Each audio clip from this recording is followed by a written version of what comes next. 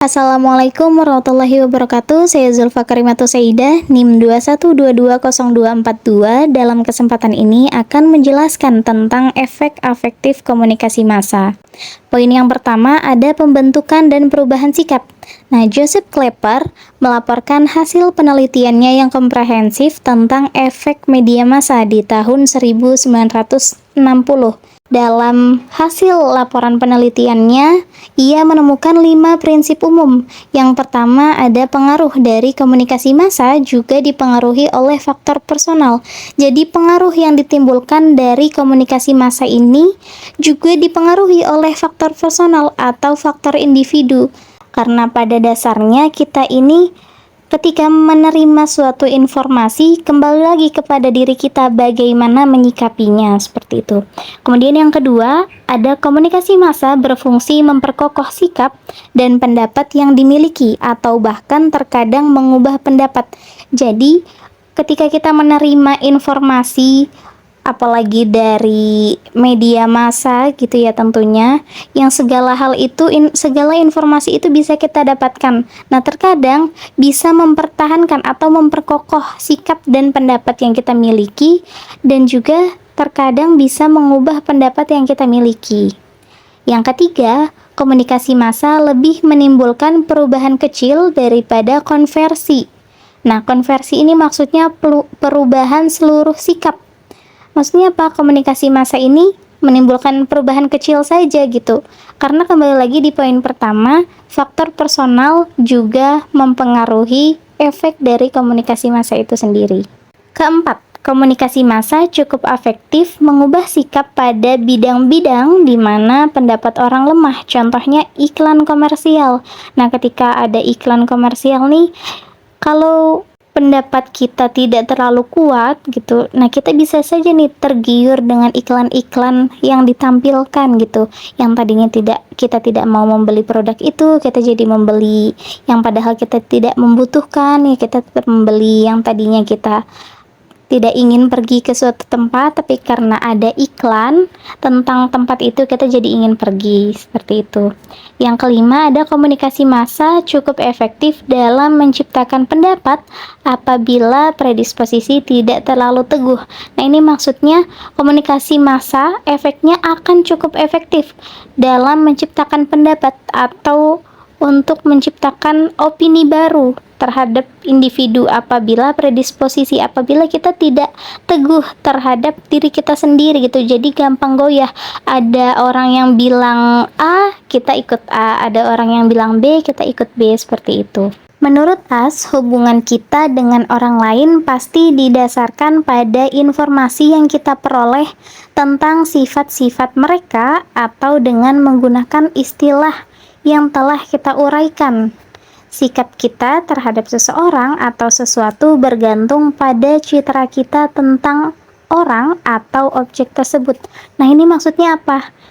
Jadi hubungan kita antara kita dengan sesuatu atau antara kita dengan seseorang ini tergantung atau didasarkan pada informasi yang kita peroleh gitu.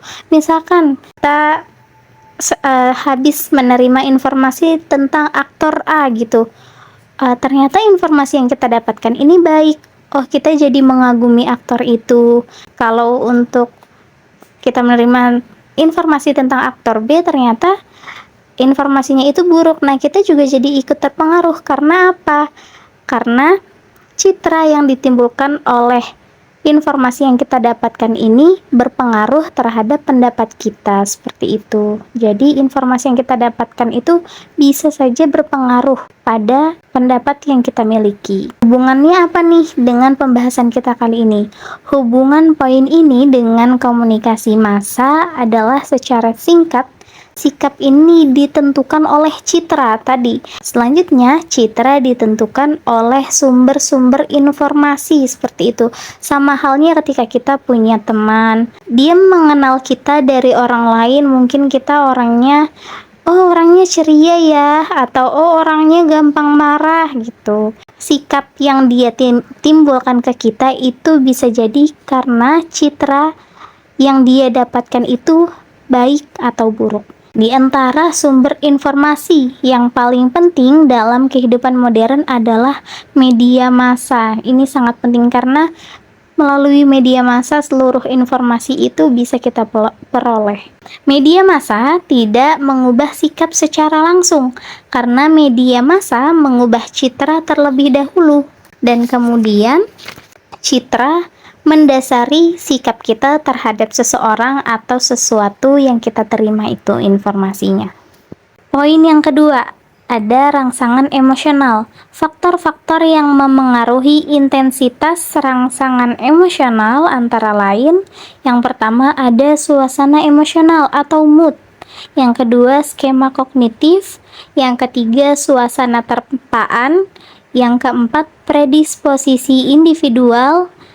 Yang kelima atau yang terakhir, tingkat identifikasi halayak dengan tokoh dalam media massa. Yang pertama ya, poin yang suasana emosional. Jadi, pengaruh perasaan. Nah, ketika kita melihat suatu hal melalui media sosial, perasaan ikut memengaruhi efek yang kita dapatkan dari apa yang kita lihat. Yang kedua, ada skema kognitif atau pengaruh pikiran pribadi. Selain perasaan, pikiran juga memengaruhi. Ingat ya tadi di poin pertama. Jadi faktor personal juga memengaruhi efek komunikasi massa gitu. Jadi pengaruh pikiran pribadi kita juga berpengaruh terhadap informasi yang kita dapatkan. Yang ketiga, suasana terpaan atau suasana yang ditimbulkan dari apa yang kita lihat. Misalkan kita melihat ada film dan suasananya itu sedih banget, atau tokoh ini tinggal di lingkungan yang kumuh, kemudian tidur hanya beralaskan tikar, seperti itu. Nah, suasana yang ditimbulkan nih jadinya sedih gitu, menyedihkan, terus menimbulkan rasa iba, kayak gitu. Terus yang keempat, ada predisposisi individual. Ini maksudnya apa? Keteguhan pendapat yang kita miliki. Jadi, kalau misalkan yang tadi poin-poin yang tadi itu kita lemah, ya kita tidak akan mudah goyah gitu dari apa yang kita lihat gitu. Mungkin kita lebih fokus kepada alur ceritanya seperti ini, alur ceritanya seperti ini. Yang selanjutnya, tingkat identifikasi halayak. Jadi kita ini juga terpengaruh oleh penilaian orang lain atau penilaian orang luar. Misalkan ada film baru yang belum kita tonton, nah kita tanya dulu nih ke teman kita, gimana, bagus nggak filmnya? Nah dia bilang, oh bagus, iya kamu harus nonton, harus kayak gini karena filmnya kayak gini. Nah itu juga mempengaruhi efek yang diberikan dari film itu sendiri. Poin yang ketiga, ada rangsangan seksual. Rangsangan seksual dalam media massa. Diduga oleh kebanyakan orang bahwa erotika merangsang gairah seksual. Nah, ini erotika nih apa sih gitu ya? Erotika adalah suatu bentuk estetika yang menjadi dorongan seksual dan dibangkitkan dengan stimulus internal ataupun eksternal. Nah, ini maksudnya itu suatu bentuk estetika, mungkin dari tekstur atau gambar. Kemudian nih kan ada stimulus internal ya. Kalau stimulus internal nih dari individu sendiri, kayak hormon, seperti itu. Nah, kalau eksternal bersifat visual, kemudian ada baunya, kemudian ada sentuhannya, dan juga ada gerakannya gitu. Jadi suatu bentuk estetika ya yang mengandung dorongan seksual gitu di dalam media massa. Kemudian kita bertanya-tanya nih, betul nggak sih erotika merangsang gairah seksual?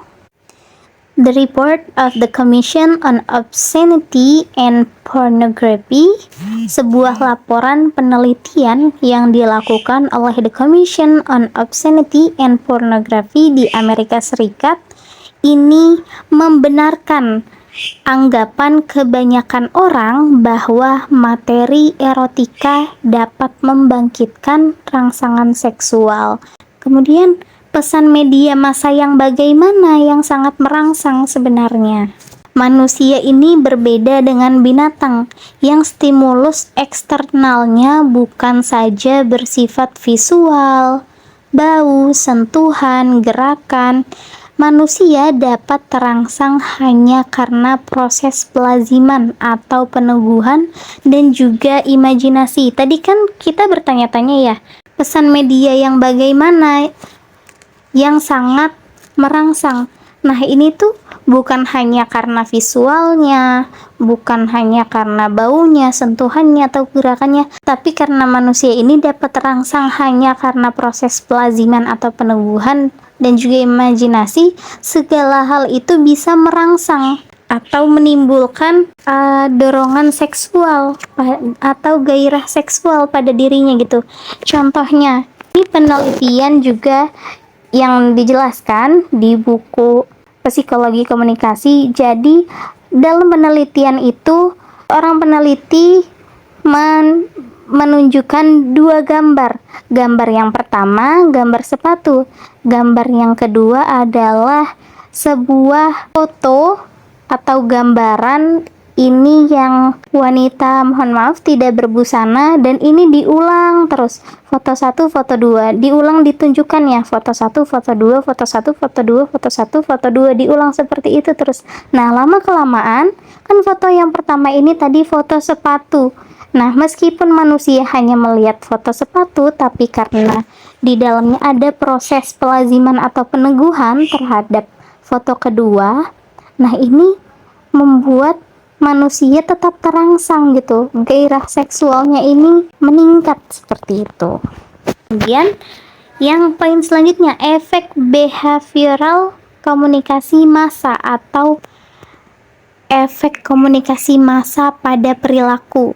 Biasanya kita juga bertanya-tanya ya, apakah adegan kekerasan pada televisi atau film menyebabkan orang beringas? Apakah media erotika selain merangsang gairah seksual juga menimbulkan perilaku seksual yang menyimpang? Jadi intinya tuh kayak kita bertanya-tanya ya, kalau kita selalu lihat film action, apakah itu membuat kita jadi ingin memukuli orang atau ingin berantem sama orang, seperti itu ya. Ini ada dua jenis efek. Yang pertama, efek prososial behavioral. Yang kedua, agresi sebagai efek komunikasi massa. Kita yang pertama dulu nih, efek prososial behavioral. Apa sih efek prososial behavioral ini? Efek prososial behavioral adalah perilaku yang memiliki keterampilan yang bermanfaat bagi dirinya dan orang lain. Jadi ini efeknya baik karena bermanfaat untuk diri individu sendiri dan orang lain.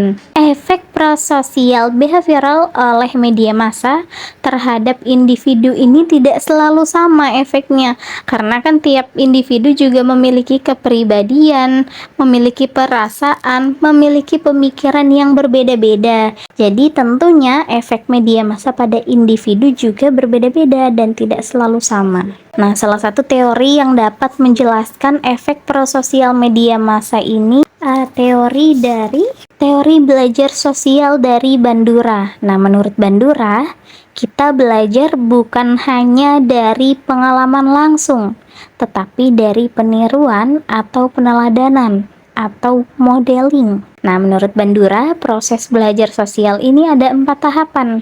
Yang pertama, perhatian, pengingatan, reproduksi motorik, dan motivasional. Jadi kita ini efek yang baik itu bisa timbul karena kita memerhatikan, karena kita mengingat, kemudian reproduksi motorik atau proses peniruan mengubah dari ingatan menjadi tindakan. Jadi ketika kita mengingat sesuatu nih, oh iya aku ingat, aku pernah melihat ini gitu, terus kita contoh tindakannya dari apa yang kita lihat itu. Kemudian motivasional ini terdorong untuk melakukan hal yang sama, seperti itu. Ada efek agresi. agresi sebagai efek komunikasi massa. Apa sih agresi itu? Jadi agresi adalah perilaku yang dimaksudkan untuk menyakiti atau membahayakan individu. Benarkah media massa menimbulkan agresi atau bisa menimbulkan perilaku yang menyakiti gitu? Nah, di sini ada penelitian yang dilakukan oleh Libert dan Baron di tahun 1972. Hasil penelitiannya ini menjelaskan yang pertama, penyajian agresi pada televisi menaikkan tingkat agresi penontonnya dan jenis agresinya sesuai dengan model yang mereka lihat. Nah, ternyata media massa ini bisa menimbulkan agresi atau meningkatkan tingkat agresi. Jadi kalau kita melihat film yang terlalu sering jadi kita hanya nonton film yang pukul-pukulan aja atau yang adegan-adegan ya kriminal seperti itu, nah itu bisa meningkatkan agresi pada diri kita sendiri. Kita bisa terangsang gitu karena terlalu sering melihat adegan seperti itu. Yang kedua, makin mirip situasi dalam televisi dengan situasi pada kehidupan yang sebenarnya, maka makin tinggi efek televisi pada agresi. Contohnya apa? Contohnya ketika kita di film kan ada polisi dan juga ada maling. Nah, kita selalu lihat nih, maling ditembak atau penjahat ditembak oleh polisi. Nah, kita bisa menerima efek itu karena relate dengan kehidupan kita, karena pada hakikatnya memang penjahat kan harus diamankan ya dan harus dihukum. Yang ketiga, kemungkinan terjadinya efek akan lebih besar bila penyajian kekerasan itu dianggap sebagai hal yang sudah sepatutnya. Tinju gitu kan ada olahraganya. Nah, ini jadi dianggap sebagai hal yang sudah sepatutnya ya, karena memang itu olahraga, jadi ya tidak apa-apa gitu saling melawan dan lain sebagainya, karena itu kan kompetisi ya. Efek-efek yang timbul Efek-efek agresi yang timbul dari media massa ini ada 3 faktor. Yang pertama, penonton mempelajari metode agresi yang dilihat. Jadi, apa yang ia lihat itu ia pelajari, gitu faktor yang pertama.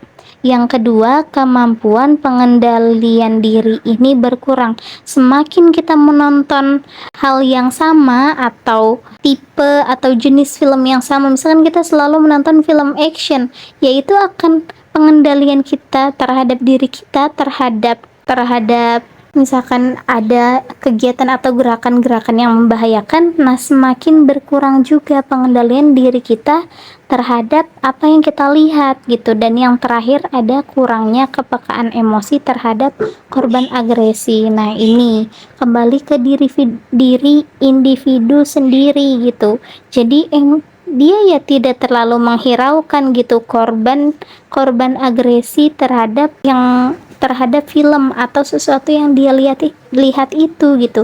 Jadi ya sudah gitu, kalau ya ini hanya film gitu. Nah, itu lama kelamaan akan membiasakan untuk dinormalisasi oleh dirinya seperti itu. Oke, cukup sekian dari saya. Terima kasih, mohon maaf apabila ada salah. Wassalamualaikum warahmatullahi wabarakatuh.